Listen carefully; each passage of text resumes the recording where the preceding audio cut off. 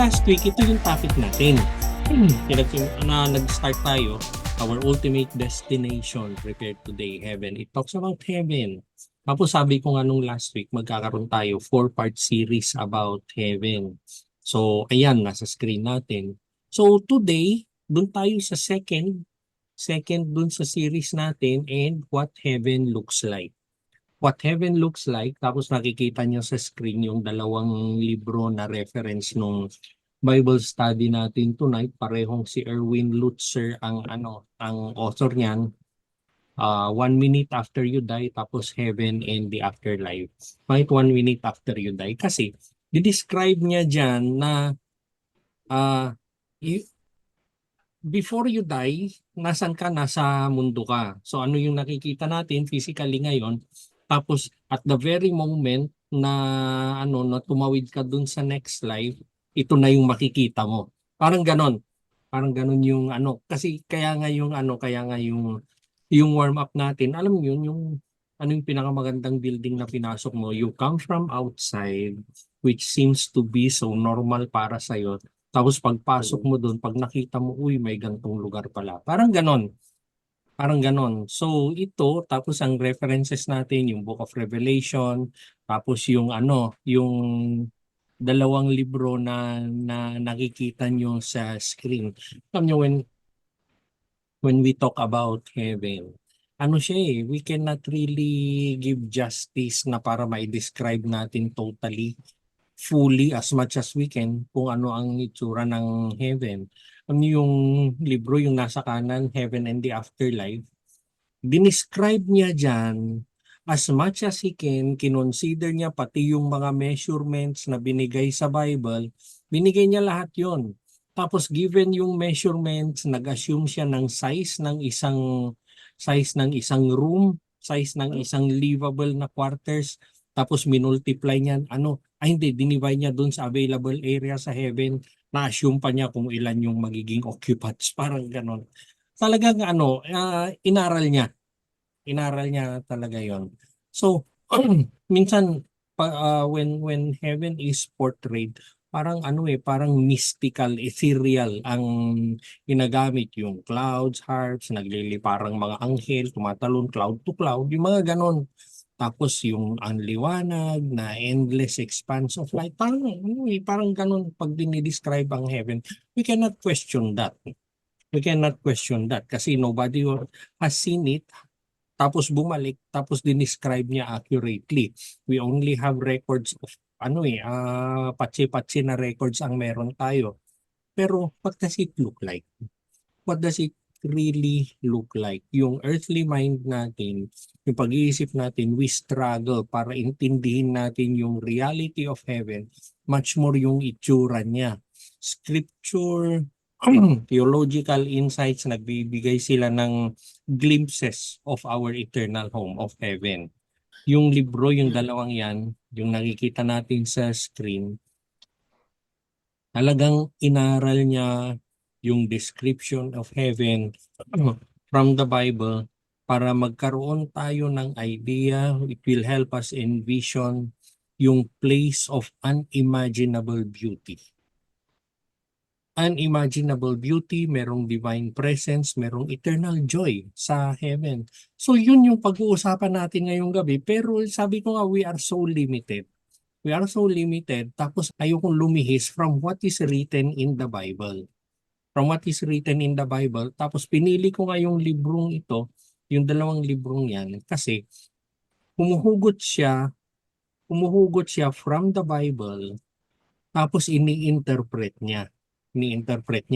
Kasi kunwari yung dimensions, hindi naman meters and feet ang mababasa mo or kilometers yung mababasa mo sa Bible. Stadia, cubits, yung mga ganon ang tapos yun yung mga ini-interpret niya. Pero much so, sasabihin naman sa Bible, meron siyang 4 sides, 3 gates on each side. Ganon yung mga mababasa mo. So all of those were considered. Kasi yung iba, ginawa nilang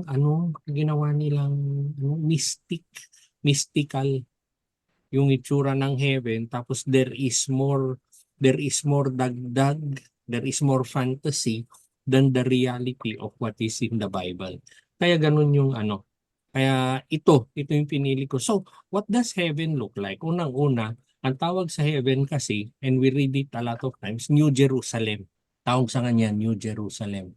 Pero why is it the New Jerusalem? Kasi we see it dito sa screen. It is a city of beauty and light. It is a city of beauty and light. Revelation 21:18 to 21. Pwedeng pakibasa po. Somebody please. Description ng heaven niya. Revelation 21:18 to 21. The wall was made of jasper, and the city of pure gold, as pure as glass. The foundations of the city walls were decorated with every kind of precious stone. The first foundation was jasper, the second sapphire, the third agate, the fourth emerald, the fifth onyx, the sixth ruby, the seventh chrysolite, the eighth beryl, the ninth topaz, the 10th turquoise, and the 11th jacinth, and the 12th amethyst. The 12 gates were 12 pearls, each gate made of single pearl. The great street of the city was of gold, as pure as transparent glass. Wow. Yun. Alam nyo, ano, pag binasa pa lang yan, ang hirap intindihin. Ang hirap nang intindihin. Think of all those precious stones. Tapos ito yung foundation niya. Think of a gate. When we talk about pearl, ano ba ang idea natin about pearl? Mga ano? White and Yung alahas. Yun lang ang alam natin na pearl. So small ones, ganun yung ano, pero ano yung sinasabi niya dito? Gate. Yung gate daw ay pearl.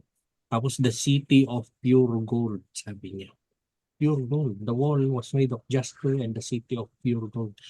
The entire city of pure gold, tapos doon sa baba, the great street of the city was gold as pure as transparent glass. Alain mo yung transparent glass. So isipin mo, lahat naman tayo nakakita na tayo ng ginto. Nakakita tayo ng ginto, maski makinang pa yan, maski napalis na ginto, pero ganun pa rin yung itsura niya. Pero ang sinasabi niya kasi dito, as pure as transparent glass, ito yung klase ng ginto na pag nasa harap mo, nakikita mo yung reflection mo. Parang ganun. Imagine that kind of gold. Tapos, the big thing about it, ganun nga kaganda yung ginto na yon, kalsada yun. Inaapak-apakan lang sa heaven. Pinag-uusapan ang heaven, it is depicted as the New Jerusalem. Breathtaking beauty ang meron siya. It was constructed with materials na ang hirap isipin eh. Alam niyo, even to think of this, yung mga pag nagpatayo tayo ng bahay, nagpatayo ka ng building, may project ka, simento ang alam natin eh. Concrete, bakal, graba, yun ang alam natin. Basta nung sinasabi niya dito, the first foundation was jasper. It was jasper. Sabi niya, kalain mo yun. Kalain mo, pundasyon pa lang. Pundasyon pa lang, something so precious that we have in this life. Pundasyon ng heaven yun. Pundasyon siya. Tapos yung mga pader, puro precious stones, look around the city, it is made of precious stones, yung mga kalye, it is made of gold. Pero what do this tell us? What do this tell us? Kasi lahat ng yan, lahat ng to, yung nababasa natin sa screen, pati yung ano yung mga kalsada nila, it talks about purity. It talks about holiness. It talks about holiness. It talks about the glory of God in His eternal kingdom. It talks about all of those. So, yung something that we look so highly dito, naging pundasyon sa heaven, pero pagdating sa heaven, these are the best. These are the best, yung mga precious stones na yan. So it talks about purity. It talks about holiness. Holiness as being set apart. Walang ganyan. Wala kang mahanap anywhere in all creation. You cannot find something like this. You cannot find something like this. Kahapon sa yung klase ko sa Old Testament, pinag-uusapan namin ang holiness. Paano sinet apart ni God yung mga Israelites from yung ibang nations around them. It talks about holiness na nakabukod. Sila lang ang meron nun. Sila lang ang meron nun. Relationship with God, sila lang ang meron nun. When it comes to heaven, exclusive naman yan. Exclusive kay God, exclusive sa mananampalataya. It makes us long for heaven. It makes us want to be there even more. Doon sa mga libro, ine-explain ng author yung mga descriptions. Yung mga descriptions na to, pero he took two sides of it. He took two sides of it kasi there's a group of scholars. Sinasabi nila, yan yun. Yan yun. Pero there is another group na sinasabi nila, symbolic. They are symbolic. Now, who would know? Who would know anyway? Kung sino yung nakarating doon, wala namang bumalik na dinidescribe niya lahat yan. Hindi niya na-describe. And I would believe God meant it to be that way. Whether symbolic, whether physical, it is still of stunning beauty. Yung pinapakita dyan, yung overwhelming majesty ng Panginoon, overwhelming majesty of God, the splendor of heaven. It is a place of God's glory. Ibig sabihin, maalala nyo nung pinakonstruct yung Ark of the Covenant, yung tabernacle, sobrang sobrang detailed si God. Ito yung dimensions, dun nakaharap. Tapos ano yung gagamitin na ano yung ginagamit na materials, ito yung ibuburda dito, ito yung design. Nakita nyo kung gaano kaganda, and that is still earthly. Compare na yung pinag-uusapan natin, we are talking about heaven. And when we talk about heaven, it is where God's glory is present. Pag binalikan natin yung tabernacle, pag binalikan natin yung Ark of the Covenant, yun yung symbolic place of God's glory during that time, pero dito ito yung ultimate. If that was so beautiful, this is more beautiful now. If that was overwhelming then, it is more now. It is more now. Bakit? Kasi nung ginawa yung Ark of the Covenant, ginawa yung tabernacle, as perfect as it is, tao pa rin ang gumawa. When we talk about heaven, as perfect as it is, Panginoon ang gumawa nun. Panginoon ang gumawa nun. Pero the good thing, the most exciting thing about that is our home. That is our home. Kaya nga, sabi niya, wag tayong ma-attach on the things that are here on earth. Kasi meron tayong heaven na uuwian. Quote ko sa inyo, si Randy Alcorn. Randy Alcorn, galing dyan sa librong yan, Heaven. Nabasa ko rin yung librong yan, ay pagkagandang libro. Heaven is the perfection we have always longed for. Every beauty we have seen, every wonder we have admired is only a dim reflection of what awaits us. It is a dim reflection. Ibig sabihin yung mga nakikita natin dito sa mundo, yung mga building napakaganda na pinasok natin, yung namangha ka kung paano yung architecture ng isang building. Ano yung kinote ni Randy Alcorn? They are only a dim reflection of what awaits us. Hindi mo ma-imagine, sabi niya. Hindi mo ma-imagine na pag nakita, ito raw yung you will be mesmerized and you will never want to go back. Anybody who has been there, gusto na niya doon. Anybody who has seen it, doon na sila. Think of it now, na paano ba yung beauty ng New Jerusalem, how does it challenge current understanding of what is valuable and important in life? Think of the New Jerusalem, paano siya na-describe sa Bible, yung paano siya na-describe and is limited by our limited understanding and imagination. Pero, i-contrast mo ngayon yan dun sa mga bagay-bagay which you call valuable and important in this present life. Yung heaven is beyond description. What you have today ay meron at merong kakasyang mga adjective dyan. Yung ultimate home natin, ganun-ganun na lang siya kaganda with all the good things that are there. Pero dito, ano ang meron ka? Ano yung limitations ng meron ka? where moth and rust will destroy, sabi nga ng Bible, kung ano yung meron ka. Pero yung eternal investments natin, yung eternal home, they are always safe and they are always blessed. What does heaven look like? What is there in heaven? Ano ba ang meron sa heaven? Anong meron doon? Ano ang pagdating mo sa heaven? Kasi pagdating mo sa isang building, pumasok ka sa Manila Pen, napakaganda yung Manila. Ano yung hahanapin mo pagkapasok mo doon? What will you look for? Yung iba, pag doon sila mag-check-in, you look for the front desk, you look for people who would serve you, or you look for a table, kakain ka man doon. Those are the things that you look for. Pagdating mo sa heaven, what do you look for? Ano yung hahanapin mo? Lord, nasan na yung ano? Nasan na yung kalyeng ginto? Nasan na yung amethyst, yung turquoise? Nasan na? Hahanapin mo ba lahat yun? When you step into heaven, what do you look for? Ang hahanapin po natin, unang-una is the presence of God. Heaven's central glory. What is heaven? Kung wala dun, Sorry. ano ang heaven kung Okay. andun si God? Revelation 21, verse 3. Pakibasa po, please. Revelation 21:3. And I heard a loud voice from the throne saying, Behold, the dwelling place of God is with man. He will dwell with them, and they will be his people, and God himself will be with them as their God. Thank you, Lord. Thank you, Lord.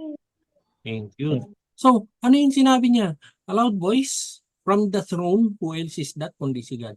Behold, the dwelling place of God is with man. Dwelling place. Dito na ako titira, sabi ng Panginoon. He will dwell with them and they will be His people, and God Himself will be with them as their God. Ang sinasabi kasi diyan, it is a choice of God to live with us. It is a choice of God to be living with us in heaven. Nandun yung throne niya. Pero we still have to understand that He is not limited by walls. God is not limited by dimensions. Pero pinili niya. Pinili niya. When we reach heaven, ang unang-una mong hanapin, nasan ang Panginoon? Nasan si Lord? Lord, nasan ka? The most glorious aspect of heaven ay hindi yung physical beauty, but the presence of God. Did you notice? Did you notice? Maski focus tayo sa book of Revelation. I-describe niya ang heaven as much as he can. Alam niyo, sinulat ni John ang book of Revelation. And I would understand, pinakitaan siya ng picture of how heaven looks like. Tapos kung ano yung nakita niya, yun yung sinulat niya. He is limited by his vocabulary. Pero napansin niyo ba? Much as it is described, as much as he can, kung anong itsura ng heaven. Pero for several times, napakaraming beses na ang ine-emphasize about heaven and our ultimate destination is the presence of God. When we talk about heaven, beauty as it may be, stunning, indescribable as it may be, mas mahalaga pa rin sa lahat yung presence ng Panginoon. Heaven is useless. Heaven is garbage if God is not there. Ang hanapin po natin at mamangha tayo ay yung presence ng Panginoon. Presence ng Panginoon. Ito yung pinaka-glorious na aspect of heaven. It is the presence of God Himself. It is where He dwells. Nandito yung throne niya, yung presence niya. Yung presence niya, yun yung source of joy, of peace, of fulfillment. Sa buhay natin ngayon, ang hirap-hirap kung minsan ang ingay ng mundo, hindi mo na masense si God, parang wala siya dahil sa ingay ng mundo. Pero dito kasi, ina-emphasize nung author ng mga libro natin, what does this tell us? Dahil nandun si God, it tells us na we will experience greater and deeper intimacy with God. Kung akala mo close ka kay God ngayon, mas close, sobra-sobra ka pa, gazillion times when you're in heaven. Kung akala mo nakakarinig ka sa Panginoon ngayon, if you claim na nakakarinig ka, paano ba naman harapan na kayo pagdating mo doon? Ganun po yun. It talks of a greater intimacy with God. Kaya nga nung pinag-usapan natin yung rapture tsaka second coming, kukunin ka na nga niya, bago mag second coming, pakakasalan ka pa niya. It talks about intimacy. It talks about intimacy that we can only taste in our life today. Minsan hindi pa consistent. Paano natin na-experience yung intimacy ni God na yun? Devotions, babasahin mo sa Bible, magdadasal, spiritual disciplines. Kaya nga, uulitin ko and uulitin ko every time na may pagkakataon, mahalaga yung devotions mo, binabasa mo yung Bible mo, you are praying, you have spiritual disciplines. Para pagdating sa heaven, alam at alam mo kung ano yung mga pinag-uusapan doon. Alam mo na, alam mo yung ginagawa mo na. Paano na lang kung hindi ka nagde-devotions? Paano na lang kung hindi ka nagbabasa ng ng Bible mo? Pagdating mo sa heaven, ano yun? Alam mo, nung last week, pinag-usapan natin na parang travel, travel magazine. Parang kang nagbabasa ng travel magazine when we talk about heaven. Hindi ka man nakakarating doon, di ba, yung mga gusto mong puntahan na country, pinag-usapan natin nung last week. Merong gustong pumunta ng China, merong gustong pumunta ng Holy Land, Norway, sabi ko noon. Hindi ba tayo nakakarating? Nagbabasa tayo. Alam natin ano yung dadatnan natin doon. Excited. Excited ka. Pero to think of your life, our lives today, are you excited about heaven? Are you excited na magkwentuhan kayo ng harapan ni Jesus pagdating sa heaven? Excited ka ba for that?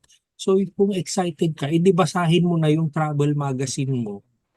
Basahin mo na ngayon. Paano na lang kung maalala mo ba yung sinulat ko sa John 3:16? Sasabihin ni Jesus sa'yo, ay alam ko yan Lord. For I know the plans I have for you. Paano yun? Mhm. Paano yun? Pag-uusapan yung mga ganun. Maalala mo ba yung pinangako ko sa'yo? Nabasa mo sa Jeremiah 33:3? Lord, may Jeremiah pala sa Bible. Paano yun? Paano yun? So napakahalaga. The devotions we do today ay merong eternal value lahat yan. Yung pagbabasa mo ng Bible mo, ano yung nabasa mo kaninang umaga, ano yung scripture na tumama sa'yo sa binasa mo, may eternal value yun. It develops, it progresses yung intimacy mo with God. Much as you are intimate now, it will be a gazillion times more pagdating mo sa heaven. The longing for God that we feel today, it will be fully satisfied pagkaharap mo na ang Panginoon. Sabi dun sa kanta, when my hopes and dreams will be captured by one look at Jesus' face. Dating mo daw doon, pag nakita mo si Jesus, walang kwenta lahat yung mga pinangarap mo. Walang kwenta lahat yung mga ginusto mo sa mundo. Nakita, Basura. gusto ko na. Gusto ko na. Ito, dito na ako. Yun po yun. It will be fully satisfied in the presence of Jesus. We will live dun sa unfiltered presence niya. Wala na yung ingay ng mundo. Pati yung ingay na ini-impose mo sa sarili mo. And we can worship Him in perfect communion with Jesus. Ngayon, magdadasal ka, you can sense His presence. You can kneel before Him. But think of doing that before the man himself. Think of doing that. Yun po ang heaven. Quote ko sa inyo, si Jonathan Edwards, the happiness of heaven is knowing and seeing God. Heaven will never be happy kung wala si God doon. Think of it na, ano ba, yung promises of God's presence in heaven. Think of the promises of God's presence in heaven. How will it affect? Dalawang bagay, think of it well. Yung relationship mo with God today and yung relationship mo with other people today. How will that affect now? Yung alam mo na nandun yung presence nila. How will it affect yung relationship mo with Him? Will it make you excited? Will it make you want to have that relationship? Kaya nga, hindi natin minamaliit, hindi natin pinagwawalang bahala yung relationship natin with God. Pero considering the intimacy of that relationship, think of the relationships you have with people today. Kasi, bakit ko sinama yun? Yung relationship mo with people today is a reflection of your relationship with God. Kung pinagsasalitaan mo ng kung ano-ano ang isang tao sa likod-likod niya, kung pinagchichismisan mo, kung nakikinig ka ng kung ano-anong balita tungkol sa isang tao, how does that speak of your relationship with God? Excited ka ba? Excited ka ba na magkita kayo ni Jesus? Alam niyo, minsan lumalabas sa YouTube kasi kung minsan lumalabas yung, alam niyo yun, may LDR sila. May LDR sila. Tapos after years na naghihintay, tapos mamaya magkikita sila, magsasalubong sa airport, magkikita sila sa airport. Think of that excitement that those people have. O kaya yung yung lalo sa US ito, yung mga serviceman, magsaserve sila, yung mga sundalo magsaserve sa Afghanistan or any place. Magsaserve sila doon, tapos biglang uuwi. Iso-surprise nila yung mga magulang nila, yung girlfriend nila, yung asawa nila, iso-surprise nila. Pati nga yung yung pet nila, iso-surprise nila. Think of that excitement. Pero think of the excitement na si Jesus yung makakasalubong mo. Think about that excitement.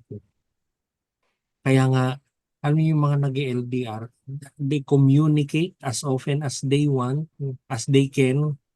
They communicate as often as they can para lalong lumalim, ma-develop yung relationship nila.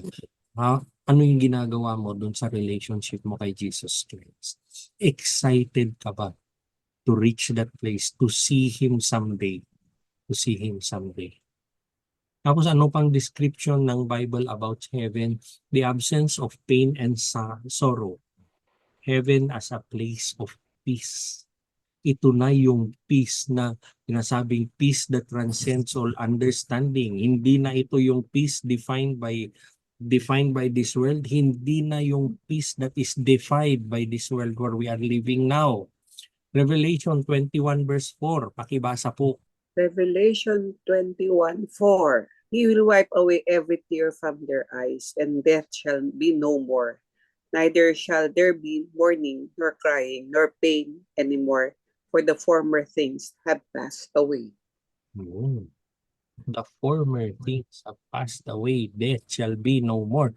Yung mga description na yan ng heaven. Heaven, wala nang pain, no suffering, no sorrow, no death. Bakit niya in-address kaya yan? Bakit niya in-address yan? Kasi these things, much as we like it or not, tears, death, mourning, crying, pain, wala na lahat yan. Alam niyo ano mga yan? They describe in much sense, yung buhay natin ngayon. Di ba? Those are descriptions of the life that we live today. Pero yung author nga, he describes heaven as a place of perfect peace. Na every tear is wiped out. Kung ano yung nakikita natin sa screen, those are former things that have passed away. Wala nang pain. Wala nang death. Wala nang death. Yun yung former things. Pero ano pa yung former things? Former things, sin, death, suffering, wala na po. Ito yung mababasa natin from other scriptures na the former things have passed away, magkakaroon na ng new order. Ano yung laman ng new order na yon? Anong meron sa new order na yon? Eternal life, joy, peace, meron kayo. When we read about these things, pag inaaral natin ang mga ito, we see heaven as very comforting. It is a very comforting place. And that is not wrong. Pero sana pag na-realize natin how comforting heaven may be, sana magiging transformative din para sa atin.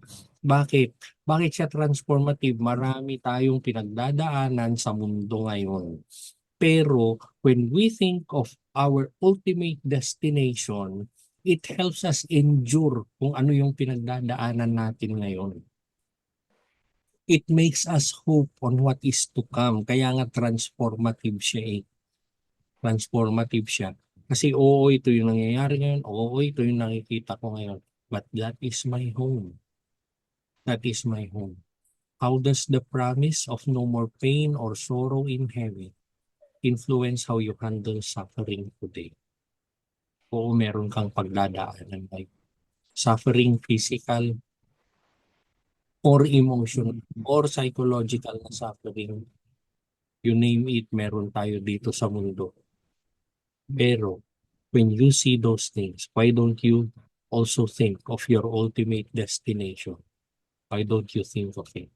Ganun po kahalaga. Yun po yung beauty ng heaven. New Jerusalem siya. Presence of God nandun. Sabi nga natin, walang kwenta ang heaven kung wala ang presence of God. Pero the absence of pain and sorrow.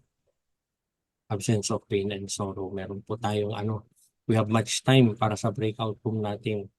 How does the beauty of the New Jerusalem challenge your current understanding of what is valuable and important in life? Ito yung tinanong ko kanina. Tapos yung next, what steps can you take to prioritize your relationship with God knowing that He is the central glory of heaven? Mahalaga ba sa iyo na may relationship ka kay God?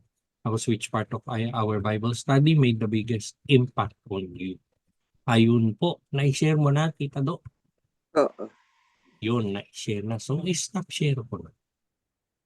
Ayan, so, hindi, sabi ko nga nung simula pa lang, we have to understand si John nung sinulat niya when he tried to describe about heaven. Pinakita sa kanya, guided of course by the Holy Spirit kasi all scripture is God-breathed, sabi sa sabi sa Bible eh. Pero limited siya sa vocabulary niya. He's limited with his vocabulary, he's limited with his perception of what he saw, pero he did a very good work of writing it down as much as he can. Pero hindi pa rin matapatan ng salita ng tao kung ano yung ganda ng heaven. Pero napakalaga siyempre yung presence ni God. Sabi ko nga kanina, konti-konti yung description ng heaven pero panay-panay yung talks about the presence of God there. Yung eternal peace na meron tayo doon. We may struggle today to fully understand yung splendor ng heaven. We can have glimpses of it in scripture. Tapos yung reference na natin na libro it can be expounded by theologians, bibigyan tayo ng vision.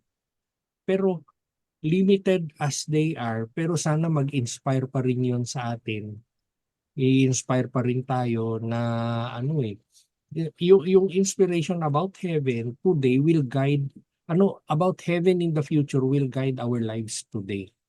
As we meditate on what heaven looks like, sana yung buhay natin ngayon, we can live with a greater sense of purpose sa buhay natin ngayon when we look forward to heaven. Sense of purpose, meron tayong hope. We can be holy in this life. We want to be set apart. Aba, bakit ka hindi magiging set apart? You have to be set apart. Bakit? Kasi alam mo ba kung ano itsura ng bahay ko later? Alam mo ba kung ano yung kingdom kung saan, where I belong? Kaya you have to be set apart. You have to be detached from this world because that is your home. Heaven is your home. We have to be eager for the day when we will finally see our eternal home. We will finally see our Lord, our Messiah, face to face. When one look at Jesus will capture all our dreams and our hopes. Amen, amen, amen. Yan. Okay, ito na naman yung ginamit nating scripture nung Amen. ito yung ginamit nating scripture nung last week. If then you have been raised with Christ, seek the things that are above in heaven, where Christ is seated at the right hand of God. Set your minds on things that are above, not on things on earth. In-encourage tayo. Doon, yun yung destination mo. Everything here is temporary, no matter how beautiful that would be. In another translation, sa Passion Translation, ganito siya nakasulat. Christ's resurrection is your resurrection too. That is why we are to yearn for all that is above, for that is where Christ sits enthroned at the place of all power, honor, and authority. Yes, feast on all the treasures of the heavenly realm and fill your thoughts with heavenly realities. Ito ang nilalaman at ito ang purpose ng buhay mo, and not with the distractions of the natural realm. Sama na natin ang verse 3. Verse 3 will tell us, your crucifixion with Christ has severed the tie to this life.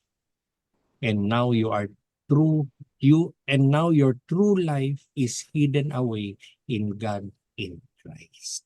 See, we belong to Jesus Christ. We belong to heaven. Everything here is temporary. Anong translation yun, Pastor? Passion Translation.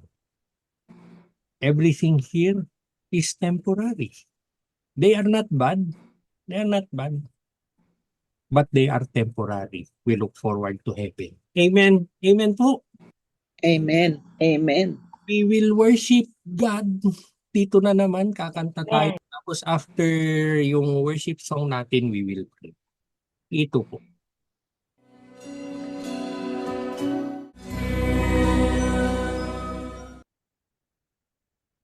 Amen. Amen. Amen. Amen. You can try to imagine singing that song right in front of God. That is heaven. That is heaven. Amen. Lord, we thank you for tonight. Panginoon, each night, each Bible study, Lord, you make us so excited about your kingdom, Panginoon. Pero yung tinuro niyo po, it excites us of your kingdom that we would want to be there someday. Yes, Lord. That we would want to be there. Kaya nga po, you give purpose to our life today, Lord. Binibigyan niyo po kami ng purpose sa buhay namin ngayon by telling us what is in the afterlife, Lord. Salamat, Lord, that you have prepared a place for us. Salamat, Lord, that you fulfill your promises. Salamat, Lord, na sino po ba kami para paghandaan nyo ng ganyan? Wala pong ibang dahilan kundi po yung pagmamahal nyo, kundi po yung grace nyo para sa amin. Lord, we pray that as we live our lives here today, Lord, the idea, the truth about heaven will give us strength as we face all of our challenges, Lord. We will overcome, and ultimately, Lord, with our home in heaven, we will definitely overcome, Lord. Nothing will pull us back then. Lord, yung mga trials, yung mga temptations namin ngayon, you gave us a better purpose to overcome, Lord. Aanhin namin lahat yung mga trials na yan, yung mga temptations na yan, Panginoon. Kung dyan naman ang pupuntahan namin, Lord. Kung yan naman yung ultimate prize niyo sa amin, thank you, Lord. Thank you so much. Panginoon, you have touched each heart that has heard your word tonight, Lord. Would you bless them, Lord, with excitement?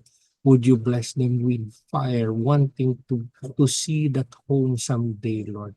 Would you bless them, Lord, of seeing the beauty of what you have prepared for each of us, Lord? But when you do, Lord, pati yung mga needs, yung mga wants, yung mga material na gusto namin sa mundong ito, there are a lot, Lord, na dyan na lang, huwag na dito, Panginoon. It would be much, much, much, much, much better when it's there, Lord. But thank you for the desire, Lord. The desires you give us are not only for this life, but even for the life, Lord, for the second life that we will be having. Lord, bless each one who heard you tonight, Lord. touch their hearts, excite them, Lord. Give them glimpses of your kingdom, Panginoon. Let them see kung ano yung beauty dyan, Lord. Na ano man yung pagdaanan namin, we know, Lord, na dyan din naman kami papunta. Kaya kung ano yung pagdadaanan namin, di pagdaanan namin, Panginoon, it will bring us even Thank you, closer. Lord. Salamat, Panginoon. Yes. Thank you so much, God. You love us so much, Lord. Thank you. In Jesus' name. Thank you. Amen. Amen. Amen. Thank you, Pastor Alex. Picture na raw, pe. Picture daw. Picture na. Naks naman. Thank you.